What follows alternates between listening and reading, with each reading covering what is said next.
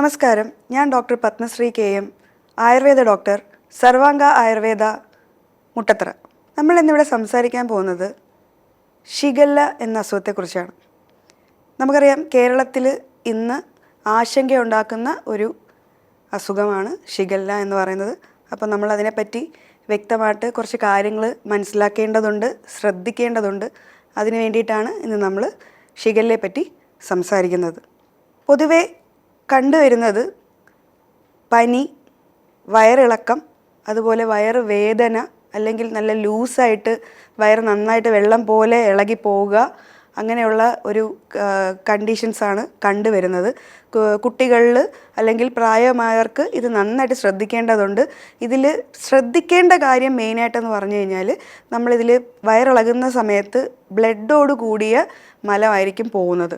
അപ്പോൾ അങ്ങനെ ഒരു കണ്ടീഷൻ കാണുവാണെങ്കിൽ അത് ഷിഗല്ലയാണെന്ന് സംശയിക്കേണ്ടിയിരിക്കുന്നു. അങ്ങനെയുള്ളൊരു അവസരത്തിൽ നമ്മൾ അത് വെച്ചുകൊണ്ടിരിക്കരുത്. അത് പെട്ടെന്ന് തന്നെ ഹോസ്പിറ്റലിൽ കാണിക്കുക, അല്ലെങ്കിൽ ഡോക്ടറെ കൺസൾട്ട് ചെയ്തിട്ട് മാത്രം അത് മരുന്ന് കഴിക്കുക എന്നുള്ളതാണ് നമ്മൾ ആദ്യം മനസ്സിലാക്കേണ്ട കാര്യം. അപ്പോൾ പൊതുവേ നമ്മൾ നോക്കുമ്പോൾ ഇപ്പോൾ കേസസ് കുറച്ച് കൂടുതലായിട്ട് കണ്ടുവരുന്നുണ്ട്. അത് ഒരാളിൽ നിന്ന് മറ്റൊരാളിലോട്ട് പെട്ടെന്ന് തന്നെ വ്യാപിക്കുന്ന ഒരു അസുഖമാണ് ഇത്.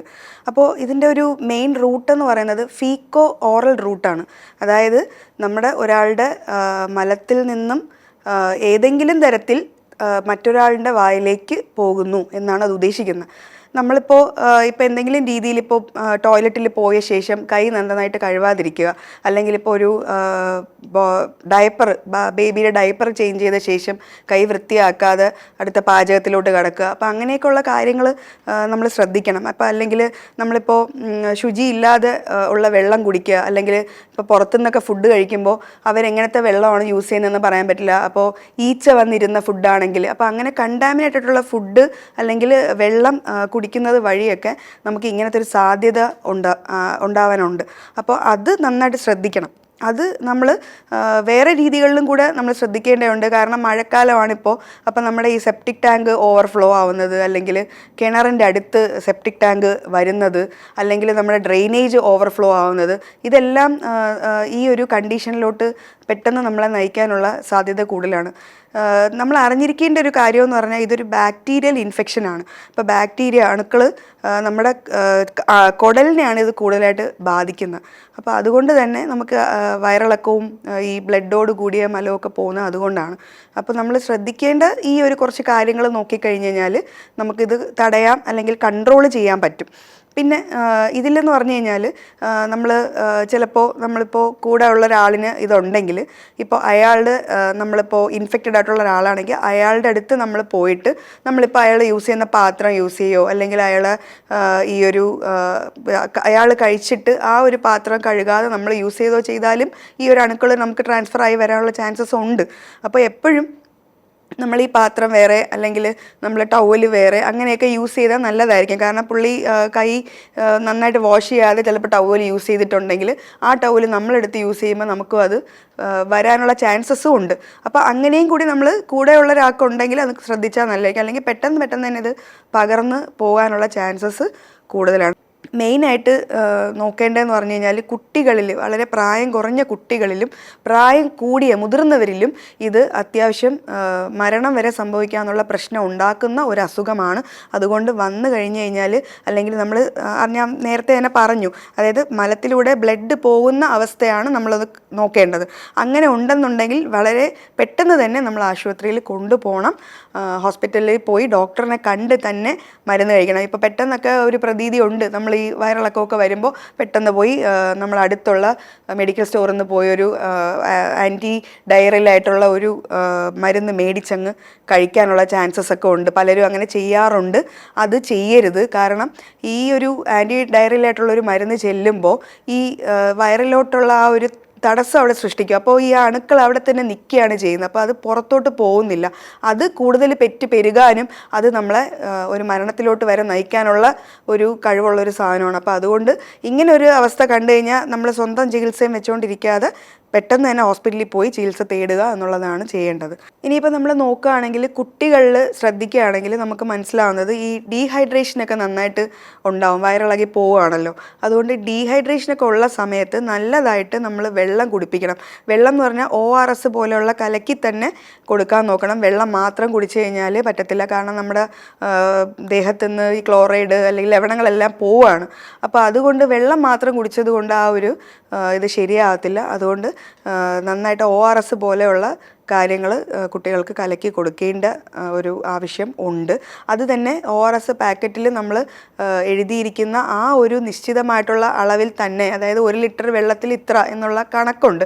ആ കണക്കിന് തന്നെ കലക്കേണ്ട ആവശ്യവും അത്യാവശ്യമാണ്. കാരണം എന്ന് വെച്ച് കഴിഞ്ഞാൽ നമ്മളിപ്പോൾ അളവ് കൂടിപ്പോയി കഴിഞ്ഞാൽ ആ ഒരു ഉപയോഗം നടക്കത്തില്ല. ഇനി അളവ് കുറഞ്ഞു പോയാലും ഈ ലവണത്തിൻ്റെ കോൺസെൻട്രേഷനൊക്കെ കറക്റ്റായിട്ട് വരത്തില്ല. അതുകൊണ്ട് നമുക്കത് വേറെ പ്രശ്നങ്ങളുണ്ടാക്കും. അതുകൊണ്ട് ഈ ഒരു കലക്കുന്ന സമയത്ത് ആ ഒരു എത്രയാണോ അവർ പറഞ്ഞിരിക്കുന്ന പാക്കറ്റിൽ അതുപോലെ തന്നെ കലക്കി കൊടുക്കാൻ തന്നെ ശ്രമിക്കണം. ഇനി നമ്മൾ നോക്കേണ്ടതെന്ന് പറഞ്ഞു കഴിഞ്ഞാൽ, ഇനി കുട്ടികളിൽ കാണുന്ന വേറെ കുറച്ച് ലക്ഷണങ്ങളെന്ന് പറഞ്ഞു കഴിഞ്ഞാൽ, ചിലപ്പോൾ അവർ ഒരു ആക്റ്റീവ് അല്ലാതെ ഇരിക്കും. അത് കാരണം പനിയുള്ളപ്പോൾ നമ്മൾ ശ്രദ്ധിക്കത്തില്ല, അപ്പോൾ അവർ ആക്റ്റീവ് അല്ലാതിരിക്കും. അതുപോലെ കണ്ണ് കുഴിഞ്ഞിരിക്കുന്ന പോലെ, അല്ലെങ്കിൽ കണ്ണ് കരയുമ്പോൾ കണ്ണിൽ നിന്ന് കണ്ണുനീര് വരാത്ത പോലെ, ഇങ്ങനെയൊക്കെയുള്ള കുറച്ച് കാര്യങ്ങളൊക്കെയാണ് കുട്ടികളിൽ നമ്മൾ പ്രധാനമായിട്ട് കാണുന്നത്. അപ്പോൾ അങ്ങനെയുള്ള കാര്യങ്ങളൊക്കെ ഉള്ളപ്പോൾ ഒന്ന് ശ്രദ്ധിക്കണം. ഇനി അത് ഇങ്ങനത്തെ എന്തെങ്കിലും കണ്ടീഷനാണോ നമ്മൾ ഒന്ന് ശ്രദ്ധിക്കണം. ചിലപ്പോൾ കുട്ടികളത് ബാത്റൂമിൽ പോകുമ്പോൾ നമ്മൾ കൂടെ ഉള്ളതല്ല, അപ്പം പറയണം എന്നില്ല.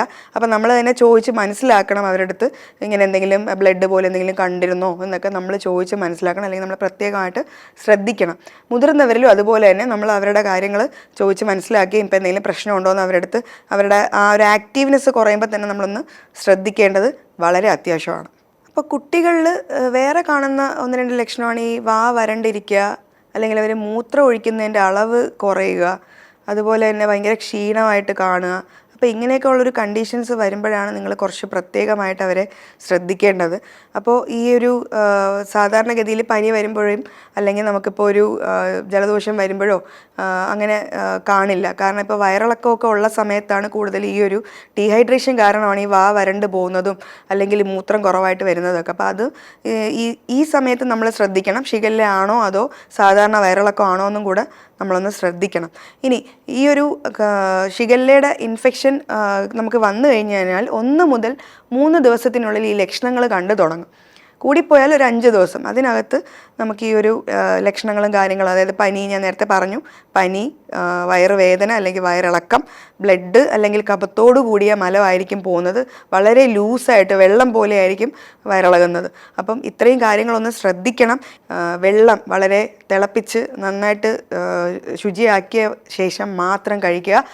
ടോയ്ലറ്റിലും മറ്റും പോയ ശേഷം കൈ നല്ല വൃത്തിയായിട്ട് 20 സെക്കൻഡ് എടുത്ത് വൃത്തിയായിട്ട് തന്നെ കഴുകി ശുചിയാക്കുന്നുണ്ട് എന്ന് ഉറപ്പ് വരുത്തുക.